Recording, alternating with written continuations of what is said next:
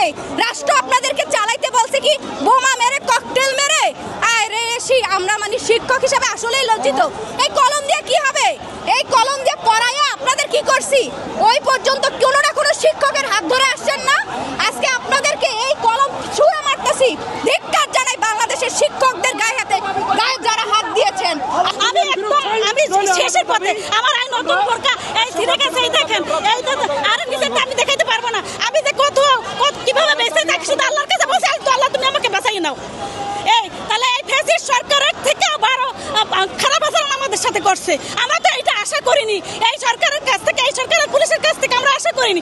আমরা বৈষম্য দূর করার জন্য আমরা এই 24 আন্দোলন করছি আমাদের ছোট ভাইরা, কিন্তু কই আমাদের তো সেই বৈষম্য রয়ে গেছে। প্রধান শিক্ষকের দেশে 10ম গ্রেড, আমাদের 13তম গ্রেড, 13তম গ্রেডের 11,000 টাকা বেতন। সেই 11,000 টাকা বেতনে আমরা 2-3টা সন্তানের মানুষ কিভাবে করবো? মা বাবা নিয়ে আমরা পরিবারটা কিভাবে থাকতে পারতেছি না। মাসের শেষের 20 দিন আমরা বার করে না খাই চলতে হয়।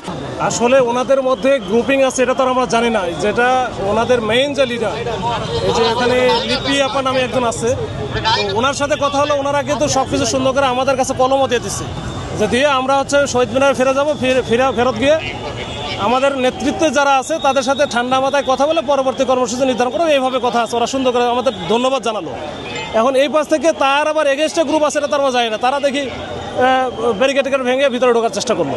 তো এই সময় তখনই তো আমাদের সাথে লাগলো। তাছাড়া তার আগে তো একেবারে শান্তিপূর্ণ ছিল, খুবই ভালো ছিল। আপনাদের উপর একটা ইট পাটকেল নিক্ষেপের একটা ঘটনা আমরা দেখছিলাম।